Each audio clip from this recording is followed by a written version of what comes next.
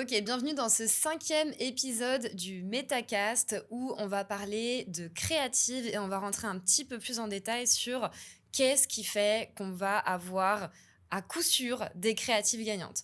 Donc c'est une fine recette avec plusieurs petits ingrédients à l'intérieur et on va les décortiquer un à un dans cette vidéo. Donc à la fin de la vidéo, vous saurez exactement qu'est-ce qu'il vous faut pour faire des créatives gagnantes avec la publicité Meta. Donc c'est parti, on se retrouve directement sur mon écran.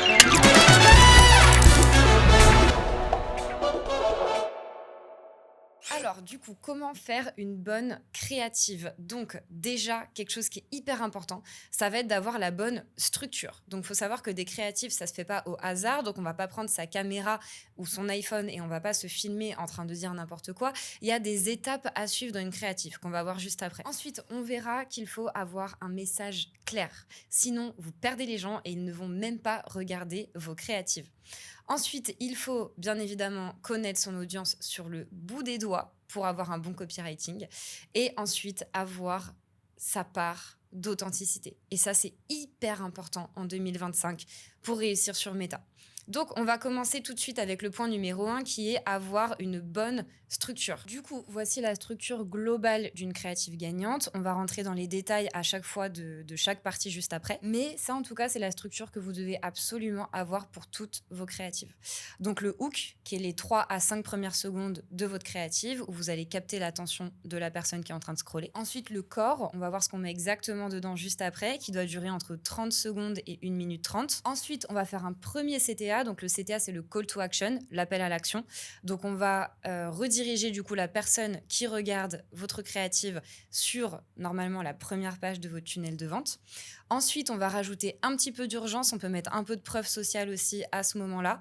Et ensuite, on va faire un dernier CTA. Donc, on va rentrer dans les détails de chaque partie. Donc, le hook, il doit être catchy, il doit être court, efficace, il doit être unique et qualifiant. Donc, en fait, il faut comprendre que les personnes sur les réseaux qui sont en train de scroller, pour qu'elles arrêtent de scroller, il leur faut ce qu'on appelle un pattern interrupt. Donc, ça veut dire une interruption, en gros, de pattern. Donc, c'est pour ça que votre hook doit être unique, efficace. Faites des choses qui sortent de l'ordinaire.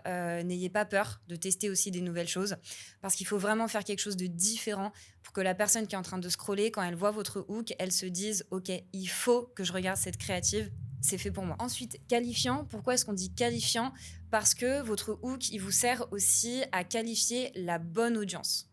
Parce qu'en gros, Meta, aujourd'hui, il va s'optimiser par rapport au type de personnes qui regardent votre vidéo. Donc en fait, si vous attirez les mauvaises personnes avec votre hook, Meta va penser que ça, c'est votre type de personne, donc votre audience, et va optimiser ensuite votre contenu et sa diffusion pour ce type de personne. Donc vous, en fait, ce que vous voulez, c'est que votre hook qualifie votre audience, donc que toutes les personnes qui ne rentrent pas dans votre audience partent directement de la créative et ne continuent pas à la regarder pour que Meta ne s'optimise pas par rapport à ces personnes-là. Donc par exemple, si on prend, disons, mon infoproduit pour les infopreneurs, dans tous mes hooks, je dis « si tu es infopreneur », alors écoute bien ce qui va suivre. Comme ça, toutes les personnes qui ne sont pas infopreneurs vont quitter directement la vidéo. Donc Meta ne va pas s'optimiser par rapport aux mauvaises personnes. Et au contraire, toutes les personnes qui sont infopreneurs, elles se reconnaissent directement dans mon hook, elles s'identifient.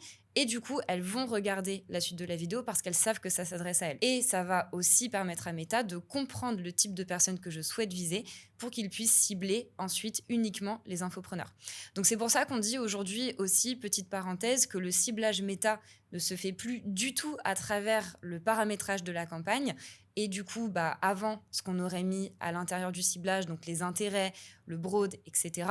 Et aujourd'hui, le ciblage se fait beaucoup plus par la créative et notamment par le hook. Ok, ensuite, le corps. Donc dans le corps, donc là, on va avoir un peu plus de temps pour du coup clarifier son offre, faire sa proposition de valeur et casser les objections. Casser les objections parce que si vous faites du high ticket, vous verrez quand vous allez commencer à avoir des appels de vente qu'en fait, on a toujours les mêmes objections des prospects qui reviennent.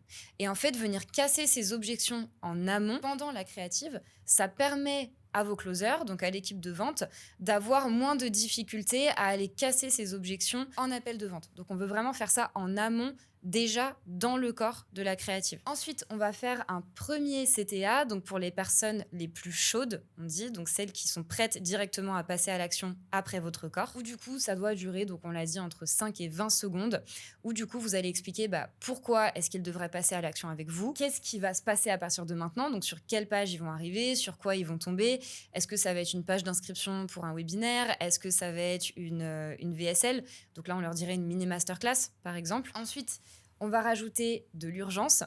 Donc là, l'urgence, ça peut être de plusieurs manières. Donc, il peut y avoir de l'urgence de temps, il peut y avoir de l'urgence de place.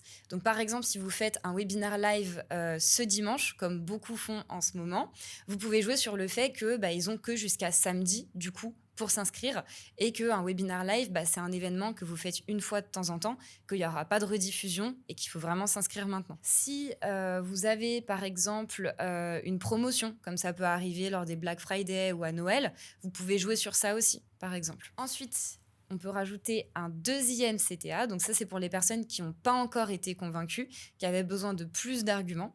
Donc là, en fait, ça va être comme le premier CTA, sauf qu'on va ajouter des arguments différents. Donc là, ce qu'on peut ajouter, par exemple, dans ce CTA-là, ça va être de la preuve sociale. Donc mettre des témoignages clients. Ensuite, pour faire des bonnes créatives, ce qui est hyper important, c'est de connaître son audience. Parce que si vous ne connaissez pas votre audience, vous ne saurez pas comment leur parler et vous n'allez pas savoir quels sont les mots, quelles sont les expressions qui les touchent profondément et qui vont les faire passer à l'action. Donc ça, c'est hyper important, connaître son audience, donc réécouter les appels de closing, de sa sales team. Vous pouvez faire des lead magnets aussi. Vous offrez quelque chose à votre audience en échange d'un questionnaire qu'ils peuvent remplir pour en savoir plus sur eux. Donc, quelques tips pour avoir un bon copywriting une fois qu'on connaît son audience. Donc ça concerne les ad copy, donc le texte qu'on va mettre autour de sa créative, mais aussi le texte qu'on va mettre directement dans sa vidéo. Comme on l'a dit, convertir grâce aux émotions. Utiliser des power words. Donc là, il y a plein de listes de power words que vous pouvez trouver sur Internet. En gros, c'est des mots qui vont être forts et qui vont pouvoir vraiment convertir votre audience et les pousser à passer à l'action. Donnez des chiffres précis parce qu'en fait, les gens ont besoin d'avoir confiance en vous. Donc, si vous avez des chiffres précis à donner, ça va vraiment augmenter la trust. Et ensuite, utilisez de la preuve sociale crédible. Donc, ça, c'est quelque chose que je vois très souvent. C'est qu'en fait, vous allez avoir envie dans vos créatives d'utiliser la success story du gars qui a fait 10K le premier mois. Mais la vérité, c'est que même si c'est réel, les gens vont pas vous croire. Parce que quelqu'un qui est encore dans son CDI ne va jamais penser que dans un mois, il peut faire 10K par mois en freelance. Donc même si c'est réel, je vous conseille vraiment d'utiliser de la preuve sociale de personnes qui font plus 1000, 2000, max 3000 euros par mois.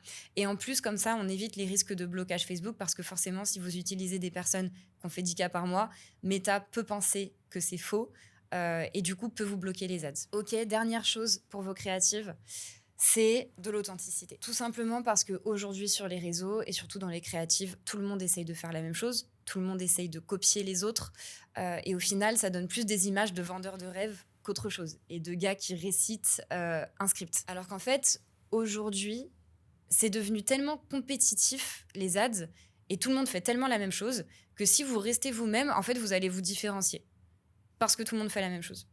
Donc, le fait de s'inspirer évidemment des autres et de leur structure, mais non pas de les copier ou de les plagier. Rester soi-même dans ses créatives, donc ne pas essayer de vouloir paraître comme je sais pas qui, mais juste garder qui vous êtes, garder votre énergie, parce qu'au final, c'est ça qui va faire que les gens ils vont connecter avec vous. Et en fait, je suis sûre que vous pouvez relate, c'est en fait, si tu vois la créative de quelqu'un, ou tu vois qu'il est à Dubaï dans une Lamborghini, est-ce que ça va te parler ? Pas forcément, parce que tu peux pas t'associer.